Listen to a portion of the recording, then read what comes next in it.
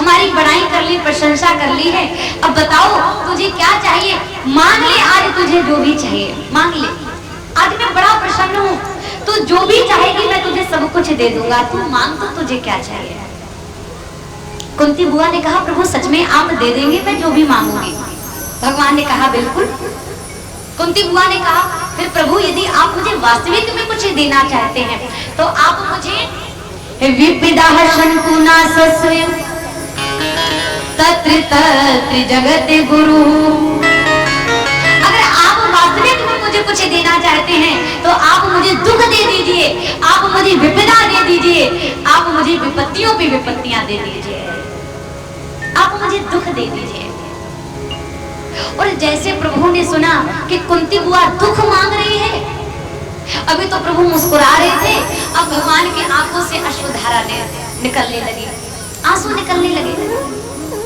भगवान ने कहा धन्य है बुआ, संसार के लोगों को थोड़ा सा कष्ट होता है तो लोग व्याकुल हो जाते हैं, भड़बड़ा जाते हैं, अपना धैर्य खो बैठते हैं, और धन्य है तूने तो सारा जीवन ही दुख में व्यतीत कर दिया, और जब आज तुझे कुछ मांगने का जब मौका मिला, अवसर मिला, तो बुआ तूने दुख ही दुख मांगा, तूने कष्ट ही कष्ट मांगा। क्या दुखों से कभी तेरा मन नहीं भरता है? क्या दुखों से कभी तेरी आत्मा तृप्त नहीं होती है? कुंती ने कहा प्रभु जीवन में अगर वास्तविक में अगर हम मांगे ना, लोग भगवान के पास जाते हैं, बहुत बड़ी अपनी एक लिस्ट बना लेते हैं, ये दे दो प्रभु, वो दे दो प्रभु, और मैं तो यह कहती हूँ कि अगर भगवान से कुछ मांगना चाहते हैं आप, प्रभु से कुछ मांगने जाएं तो भगवान से कहें कि प्रभु अगर आप मुझे कुछ देना चाहते हैं तो आप मुझे दुख दे दीजिए, क्योंकि जितना आप मांगेंगे वो तो पता नहीं कब मिले, लेकिन आप जो नहीं मांगेंगे वो भगवान आपको पहले दे देता है। ध्यान रखिए, मंदिर में जाओगे, ये बिल्कुल विश्वास से आप लोग धारण कर लीजिए मेरी बात को। आप जब मंदिर में जाएं, जब आप मंदिर जाते हैं और जो भी भगवान से मांगते हैं तो भगवान आपको उतना देता है, क्योंकि भगवान देख रहा होता है कि अरे ये मेरे पास तो चलकर आ गया, लेकिन बताओ अपने मन की बात मुझे बोल करके बता रहा है कि प्रभु जो मेरे जीवन में ये कमी है आप मुझे ये दे दीजिए, मुझे ये दे दीजिए। अरे ये मुझे बता रहा है, इसका मतलब इसके मन में अभी थोड़ा सा भ्रम है, इसके मन में थोड़ा भ्रम है कि भगवान को जब तक बताओगे नहीं तब तक भगवान कुछ जानेगा नहीं है, तब तक भगवान कुछ सुनेगा नहीं। और एक बात और बताओ, भगवान से मांगना हो तो दुख मांगिए, क्योंकि जब आप दुख मांगोगे तो भगवान आपको सुख देगा, और जब सुख मांगोगे तब भगवान आपको दुख पे दुख दे देगा। ये बिल्कुल निश्चित है, भगवान आपको दुख देगा, जितना सुख मांगोगे उतना दुख मिलेगा, और जितना दुख मांगोगे उतना आपको सुख मिलेगा। कुंती ने जीवन में कभी सुख नहीं मांगा, लेकिन कुंती के जीवन में जितना दुख आया है भगवान ने पग पग पर कुंती की रक्षा की है, पग पग पर भगवान ने कुंती के ऊपर कृपा की है। ध्यान रखिए, हमेशा भगवान जी कृपा करते आए हैं, हमेशा भगवान जी रक्षा करते आए हैं। भगवान जी कभी किसी को दुख नहीं देते हैं। कुंती बुआ के ऊपर भगवान जी ने कृपा की। फिर भगवान जी कुछ समय तक हस्तिनापुर में और ठहरे। सूत जी कहते हैं परीक्षित जी, भगवान जी को याद आया कि बाड़ों की सरिया पर हमारा एक भक्त मेरी प्रतीक्षा कर रहा है, बाड़ों की सरसैया पर मेरा भक्त लेटे लेटे प्रतीक्षा कर रहा है। कौन है? पितामह भीष्म। भगवान जी ने सभी लोगों को एकत्रित किया, रथों को तैयार किया, और स्वयं भगवान केशव रथ में बैठ करके आज कुरुक्षेत्र की यात्रा करते हैं, अपने भक्त से मिलने के लिए आज चल दिए हैं। बोलिए गोविंद भगवान की। भगवान जी अपने भक्त से मिलने के लिए चले जा रहे हैं, और पितामह भीष्म तो पहले से प्रतीक्षा कर रहे थे भगवान के आने की, क्योंकि आप सभी लोग जानते हैं, विदित है कि पितामह भीष्म को इच्छा मृत्यु वरदान प्राप्त है। अगर चाहते तो मर भी सकते थे, लेकिन पितामह भीष्म मरे नहीं, भगवान के आने की बाट देख रहे हैं। पितामह भीष्म पांचों पांडवों को लेकर के पहुंच गए और जिस समय लेकर के पहुंचे हैं, आज भगवान जी ने सबसे पहले पांचों पांडवों से कहा, जाओ, ये हमारे बड़े ज्ञानी, बड़े महाध्यानी हमारे पितामह भीष्म हैं, बड़े इनके पास में ज्ञान है, आप जाकर के इनसे कुछ ज्ञान अर्जित कर लीजिए। पांचों पांडव जाकर के पहुंचे, शस्त्र और शास्त्रों का ज्ञान अर्जित किया है। राज धर्मान, स्त्री धर्मान, आज सभी ज्ञान को आज प्राप्त किया है। पांचों पांडवों ने जिस समय पितामह भीष्म से ज्ञान को प्राप्त किया, पितामह भीष्म युधिष्ठिर से पूछ रहे हैं, क्यों युधिष्ठिर, क्या तुम अकेले आए हो पांचों पांडवों के साथ में? पांचों पांडव क्या तुम अकेले ही आए हो? हमारे गोविंद नहीं आए हैं साथ में? क्या हमारे माधव नहीं आए हैं? जैसे ही कहा, भगवान जाकर के रथ में खड़े थे।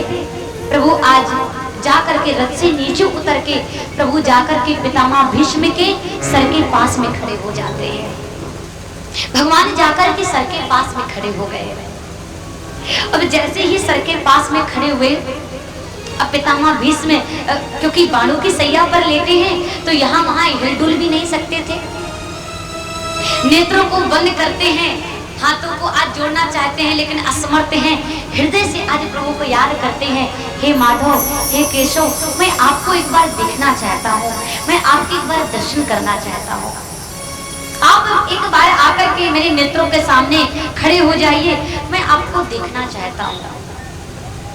भगवान जी जाकर के पितामह भीष्म के नेत्रों के सामने खड़े हो गए और जैसे पितामह भीष्म ने भगवान जी को देखा, कहते हैं प्रेम परवश होकर के नेत्रों से अश्रुधारा आज बहने लगी, अश्रुधारा बहने लगी। भगवान जी ने कहा, पितामह भीष्म के नेत्रों के सामने भगवान जी जैसे आए, पितामह भीष्म के नेत्रों से अश्रुधारा बहने लगे। भगवान बोले, क्यों रो रहे हैं आप, क्या बात है? पितामह भीष्म ने कहा, प्रभु मुझे पता था, मैं जानता था कि आप मुझे अवश्य दर्शन देने के लिए आएंगे, इसलिए मुझे कष्ट तो बहुत हुआ, मैंने कष्टों को तो बहुत सहा, लेकिन मैंने प्राणों को निकलने नहीं दिया। कष्ट तो मैंने बड़े ही सहे हैं। पितामह भीष्म कहते हैं, हमारे श्री पूज्य, हमारे श्री बिंदु जी का एक बड़ा सुंदर पद है। पितामह भीष्म भगवान से प्रार्थना करते हैं, किस लिए आस छोड़े कभी ना कभी। पितामह भीष्म कहते हैं, प्रभु मुझे पता था कि आप अवश्य मुझे दर्शन देने के लिए आएंगे, किस लिए आस छोड़े कभी ना कभी, किस लिए आस छोड़े कभी ना कभी, झड़ भी रहे के मिलन में बदल जाएंगे, झड़ भी रहे के मिलन में बदल जाएंगे, इसलिए आस छोड़े कभी ना कभी।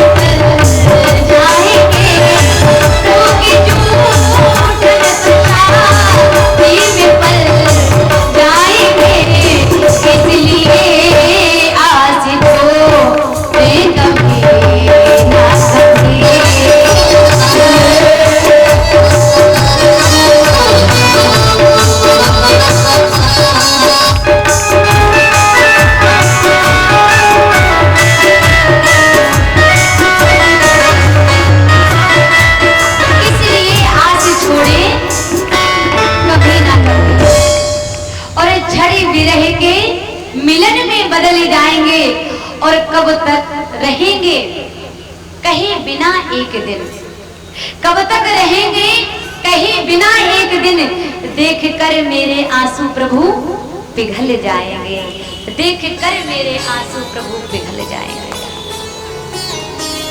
पितामह भीष्म के नेत्रों के सामने आज भगवान जी आए, भगवान ने दर्शन दिया।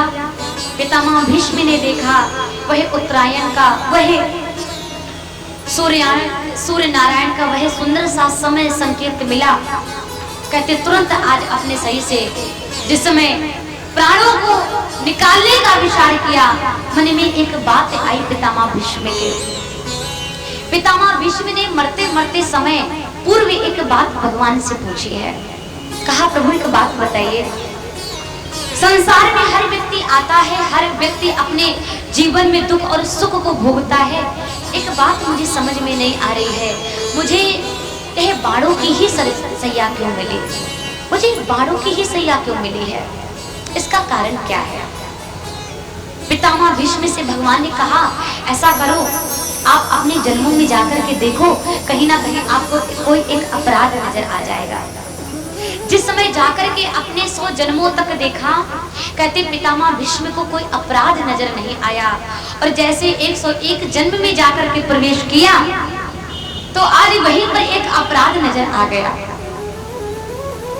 कहते हैं कि अंगरा ऋषि के आश्रम से होकर के जा रहे थे पितामह भीष्म अपने मंत्रियों के सहित, मार्ग में देखा एक घायल अवस्था में सर्प पड़ा हुआ है, उसको उठाया, बाण की नोक में लेकर के घुमा दिया और भरे हुए कंटकों में आगे फेंक दिया। मरते मरते समय सर्प ने एक शाप दे दिया, आज जिस प्रकार से मैं तड़प तड़प करके अपने प्राणों को छोड़ रहा हूं, ऐसे आपको भी मरना होगा, ऐसे आपकी भी मृत्यु होगी। पितामह भीष्म को एकदम से याद आ गया। भीष्म पितामह बोले कि प्रभु आपसे मेरा एक निवेदन है। क्या निवेदन है? मैंने अपने जीवन में अधर्म का साथ दिया, मैंने अपने पापी वह कली वह मृत्यु के समान मैंने अपने दुर्योधन का साथ दिया, लेकिन प्रभु मैं एक बात आपसे एक निवेदन करना चाहता हूँ। भगवान मुस्कुरा रहे हैं, बोलो। भीष्म पितामह ने कहा कि प्रभु मेरी एक कन्या है, कन्या, और हर एक पिता मरने से पहले चाहता है कि वह अपनी पुत्री के हाथ को पीला कर दे, विवाह कर दे। तो मेरा भी यह भाव है कि मरने से पहले मेरी एक कन्या है जिसके मुझे भी हाथ पीले करने हैं। अब जैसे भगवान ने सुना, अभी तक तो प्रभु मुस्कुरा रहे थे, अभी भगवान को हंसी आ गया। भगवान ने कहा कि अरे भीष्म पितामह, जीवन में आपके हाथ तो पीले हो नहीं पाए, आपके तो हाथ पीले नहीं हो पाए, आप तो जन्माद्य से ही महाराज ब्रह्मचारी हैं, पर आपकी कन्या कहां से आ गई? पितामह भीष्म ने कहा कि प्रभु ये मेरी बुद्धि रूपी कन्या, जिसके वशीभूत होकर के व्यक्ति पाप अधर्म करने लग जाता है, जिसके वशीभूत होकर के व्यक्ति पता नहीं कैसा कैसा कर्म करने लग जाता है, अपराध करने लग जाता है। और मैंने बहुत देखा, मैंने बहुत खोजा, लेकिन मेरी बुद्धि रूपी कन्या को अभी तक कोई वर नहीं मिला है, जिससे मैं अपने इस बुद्धि को पवित्र कर सकूं, जिससे मैं अपनी इस कन्या के जीवन को धन्य बना सकूं। और नाथ, आज आपको देख करके ऐसा लगता है कि अब आप ही इसके योग्य वर हैं, आप जैसा वर इसको कहीं संसार में नहीं मिलेगा। इसलिए मैं चाहता हूं कि अगर आपने अपने चरणों में मेरी बुद्धि रूपी कन्या को अगर आपने जगह दे दी, अगर आपने स्थान दे दिया, तो मेरा पूरा जीवन ही धन्य हो जाएगा, मेरा पूरा जीवन कृतार्थमय हो जाएगा। भगवान को बड़ी प्रसन्नता हो रही है। इस प्रकार से आज भगवान ने उस बुद्धि को अपने चरणों में स्थान दिया। सूत जी महाराज कहते हैं, पितामह भीष्म, सूत जी महाराज कहते हैं शौनकादेशियों, पितामह भीष्म ने उत्तम समय देखा, शरीर से प्राण निकल जाते हैं। अंत्येष्टि क्रियाओं को आज करवाया है, अंत्येष्टि क्रियाएं हुई है, और जिस समय अंत्येष्टि क्रियाएं हुई उसी समय आज रोना बिलखना प्रारंभ कर दिया। भगवान जी शांति दूत बन गए, सब लोगों को समझाना प्रारंभ करते हैं। भगवान ने कहा कि अरे आप लोग रोते क्यों हैं? संसार में जो आया है उसको जाना है, चाहे कोई कितना बड़ा ज्ञानी क्यों ना बना रहे, कोई कितना बड़ा धनवान क्यों ना बना रहे, जो आया है उसको जाना है। आया है सो जाएगा राजा रंग के फकीर, एक सिंहासन चढ़ चला, एक तो बंधा जंजीर। भगवान जी शांति दूत बनकर के समझा रहे हैं सभी लोगों को, अपने सगे संबंधियों को, हसनापुर वासियों को, कि ऐसा रोना क्या रोना है, कि ये बेमतलब का रोना है। क्या तुमको यह मालूम नहीं, ये हाल सभी का होना है। ऐसा रोना क्या रोना है, ये बेमतलब का रोना है।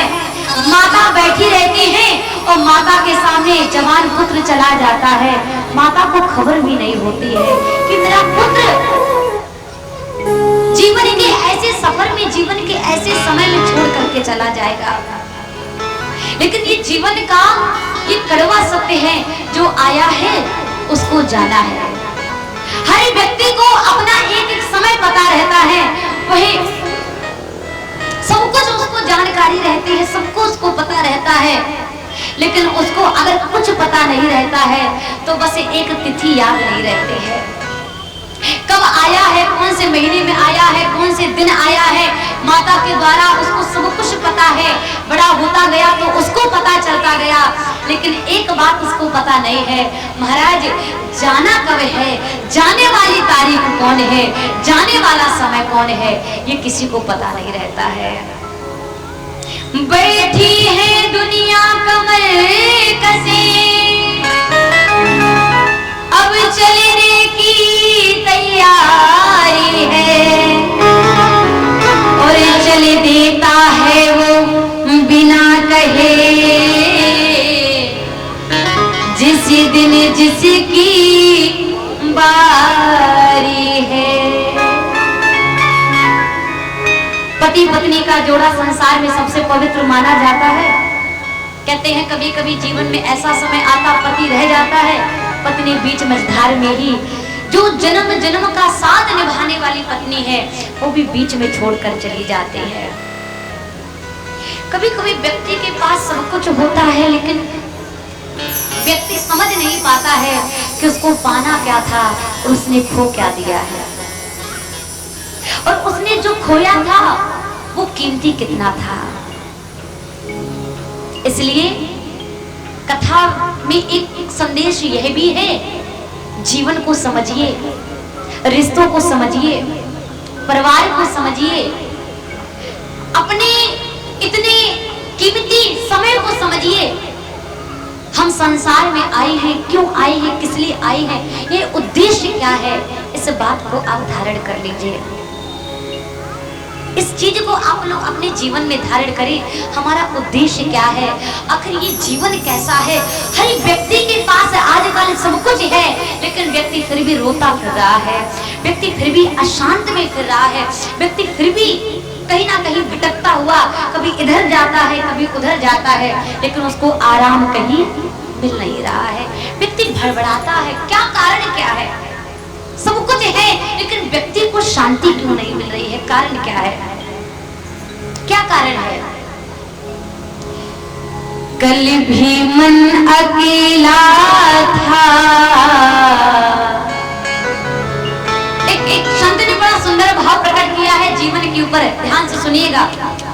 और आप जब भजन को ध्यान से सुनेंगे तो आपको अपना अपना जीवन जो आपने जिया है, जो आपके जीवन में हुआ है, वो भी आपको नजर आएगा।